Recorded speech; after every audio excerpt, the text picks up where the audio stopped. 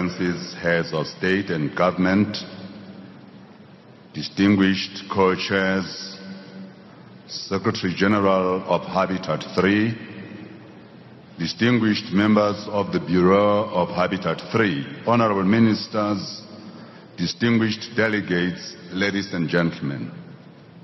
It is a great honor and privilege for me to address this third United Nations Conference on Housing and Sustainable Urban Development, Habitat 3.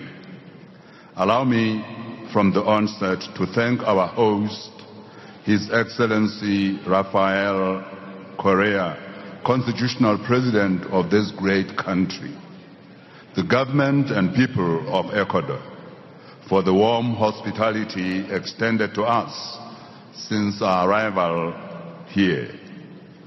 I also wish to thank the UN Habitat, the Secretary General and the Bureau of Habitat 3 for working tirelessly with all stakeholders to make this conference possible.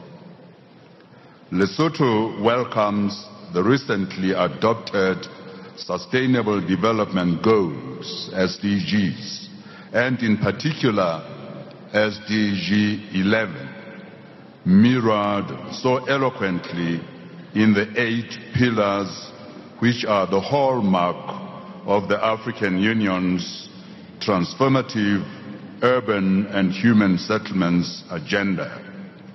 The first pillar places great emphasis on the need to harness the potential of urbanization to accelerate structural economic transformation and inclusive growth. This pillar seeks to, inter alia, promote connectivity between rural and urban areas to harness the full potential of the urban-rural linkages.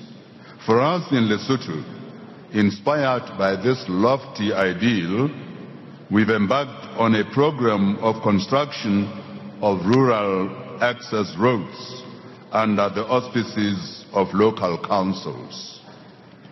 This has created employment for rural communities, thus initiating economic growth that is so critical in our effort to end hunger and eradicate poverty in terms of SDGs 1 and 2. We place emphasis on people-centered urban and human settlements development through promotion of community-driven participatory initiatives which ensure accessibility to housing and urban basic services for all, inclusive of vulnerable people such as children, the elderly, and people with disabilities. Co-chairs, distinguished delegates, I wish to reaffirm Lesotho's commitment of achieving sustainable urban development by highlighting our national vision statement, as I quote, "By the year 2020, Lesotho shall be a stable democracy, a united and prosperous nation at peace with itself and its neighbors. It shall have a healthy and well-developed human resource base. Its economy will be strong, its environment well managed, and the foundations for technological advancement well established." End of quote. In pursuit of this vision, the coalition government which I lead committed to, and I quote, "build the capacity of local government and realign the relationship between central and local government. There will be a more balanced relationship between the two structures to ensure greater direct financial and technical support to local government authorities. the decentralization of support and services to local government will be accelerated, unquote. To accord credence to this commitment, in August this year, His Majesty King Letsie III, who is head of state of the Kingdom of Lesotho, launched an aggressive endogenous leadership program which seeks to, 1, galvanize all tiers of leadership, from central government all the way down to the village leadership, to clearly define their respective roles and performance indicators within the health system. 2, execute and account for performance of roles identified. And 3, create a conducive resource environment for leaders to execute their defined roles in the health system. This leadership program, which starts within the health sector, already incorporates local government structures in line with our decentralization policy adopted in 2014.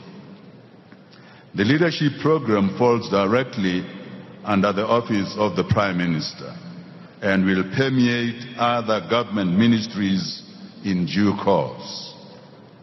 This program is further supported by Africa's 2063 commitment to, and I quote, have capable institutions and transformative leadership in place at all levels, unquote. We applaud the luminary vision of the architects of the Africa We Want agenda, which includes Africa's desire to ensure that, and I quote, cities and other settlements are hubs of cultural and economic activities with modernized infrastructure, and people have access to all the basic necessities of life, including shelter, water, sanitation, energy, public transport, and ICT, unquote. Since the adoption of the SDGs in September 2015, Lesotho has embarked on an intensive education program to familiarize all relevant stakeholders with the contents of the laudable global program.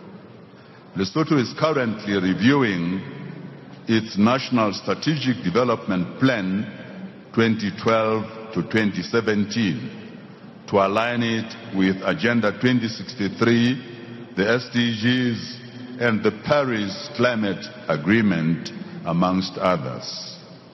The review will also incorporate the priorities of the new urban agenda. Co-chairs, distinguished delegates, we are committed to reform our land administration to respond to contemporary land issues. In this regard, we enacted the Land Act in 2010 as the main legislation for administration of land, including granting and converting title of land, land expropriation for public purposes, systematic regulation and adjudication, creation of related land courts and dispute settlement mechanisms. As already indicated, we've embarked on road infrastructure projects with designs to improve accessibility within our settlements. Tremendous impact has been achieved through the construction of new roads, upgrading of existing ones, and building of bridges. Government is in the process of developing the national housing policy within the overall framework of UN Habitat Global Housing Strategy. This policy aims to reposition housing at the center of the national and urban development, which is an imperative for a future of economic, environmental, cultural, and socially inclusive cities. We are also in the process of reviewing our Town and Country Planning Act, which is the principal legislation that regulates and guides orderly development of our human settlements. Co-chairs, distinguished delegates, in conclusion, allow me to associate my delegation with the common Africa position on Habitat 3. We applaud the zeal and energy of its architects. They have produced a document we are proud to own. We reaffirm the principles agreed upon in N'Djamena that, and I quote, "The African urban agenda should be owned and driven by Africa, informed by African realities, and based on Africa's current priorities as well as future needs. Be implementable and result-focused." The delegation of Lesotho will indeed stand to be counted as we chart a new path to the new urban agenda. I thank you. I now have the floor. I have the honor to give the floor to Mr. Isidore Santana, Minister of Economy, Planning and Development of the Dominican Republic. Also speaking on behalf of the Community of Latin American and Caribbean States, CELAC.